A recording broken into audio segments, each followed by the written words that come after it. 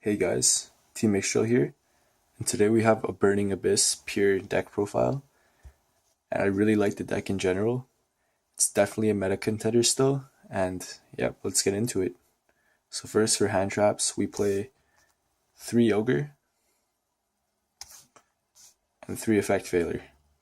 Now, I don't own Ash personally, but these hand traps are definitely enough for the meta today because it's really important to destroy the cards that your opponent activates instead of just negate them, like Ash. You want to destroy cards like Diagram, their scales, things like that. And these are really good against dinos and even magicians, Electromite, anything like that. Because dinos, you don't really want to Ash or anything, use anything like that against the Oviraptor. You want to use Effect Failure. And yeah, these are really strong right now. Even if I had Ash, I'd probably side them rather than main them. We play 3 Rhino, pretty standard. 3 Skarm. 3 Farfa.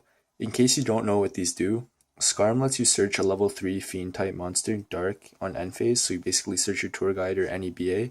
Farfa, when it's sent to grave, you can target one monster in the field and banish it. And all BAs, you can reveal them in your hand. If you control no spells and traps, you can special summon them. But remember, you only can use one effect per turn, you can't use both, so make sure you watch out what BAs you're using. Next, we play 2 Libic. That's all you really need. Sometimes I end up banishing one of my Libics off Desires, and I really, 2 comes up a lot, special from your hand, and their effects are negated when you special summon them, so BAs get destroyed if you control monsters that aren't BAs. So Libic gets around that because you can special them from your hand, and as their effects are negated, you can have other monsters on the board.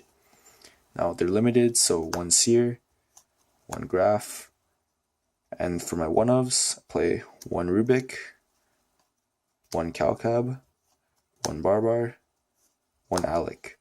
Rubik is just a tuner for Virgil. This bounces sets, this burns, and this negates monster effects. So that's all the BAs in the main deck.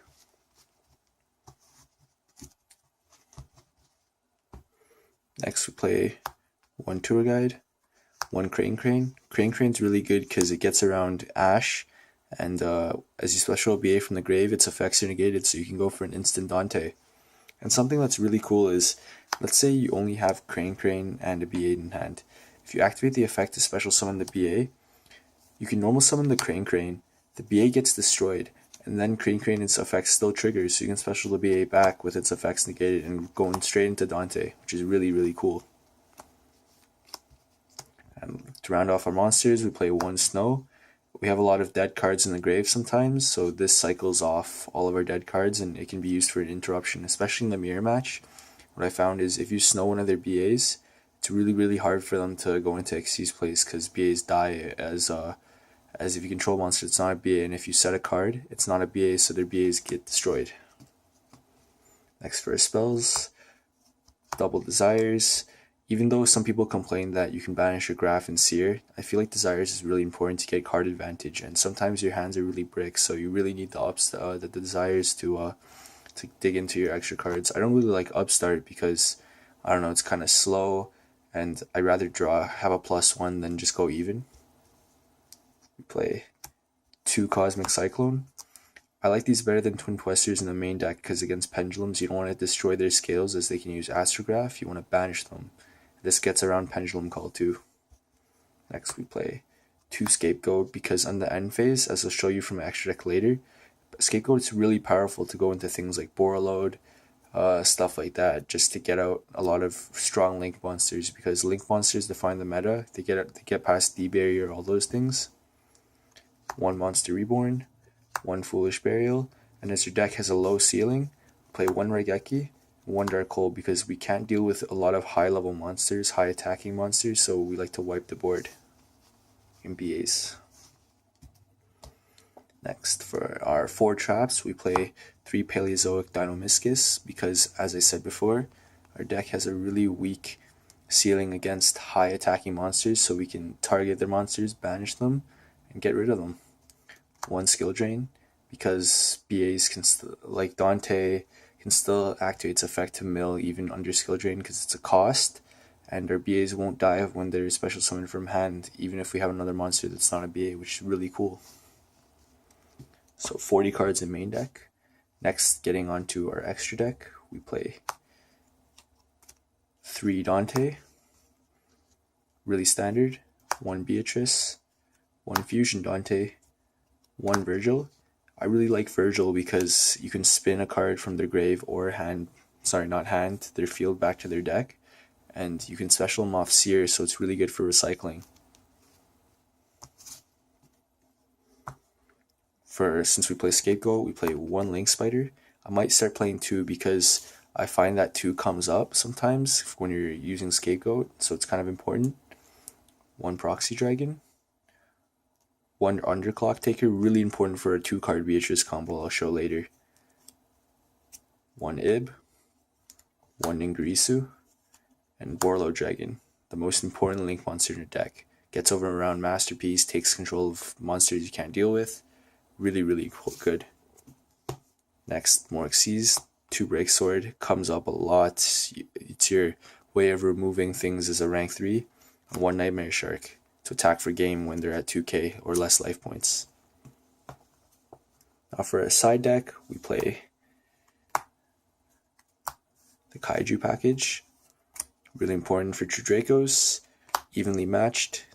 2 Artifact lands, you have to get around it. Play 2 Called by the Grave. Really good for stopping hand traps and other monsters like ABC Buster Dragon. The 3rd Cosmic. 1 Twin Twisters. 1 Imperial Order. 2 Anti-Spell Fragrance. 2 Debarriers. Auto wins against pendulums. Really, really good. Next, I'll show you the 2-card Beatrice combo. So all you need is Fiendish Rhino Warrior and 1 BA that's not Graph or Seer. So you're going to begin by normal summoning the Fiendish Rhino Warrior, activate the effect of Farfa to special summon itself from your hand.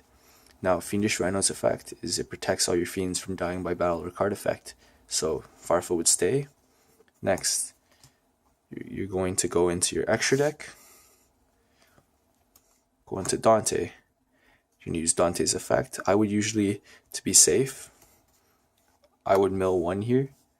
So let's just mill a random card, and then Fiendish Rhino's effect, because you don't want to mill Seer. That's very important. Milling Graph is fine, but milling Seer is not good at all. You don't want to mill Seer. So use Seer's effect, send Graph. Graph's effect is going to trigger. You special Seer, and then you're going to link your Dante and your Seer into an Underclock Taker. Now, Seer and Dante's effects are both going to trigger. Dante's going to target Seer, and Seer's going to target Dante. Dante's going to special summon. Seer's going to be added to your hand. Then you can discard the Seer, to special summon your Beatrice. Yeah, and that's it. Thank you for watching. Hope this deck profile really helps you out. Please subscribe and like for more.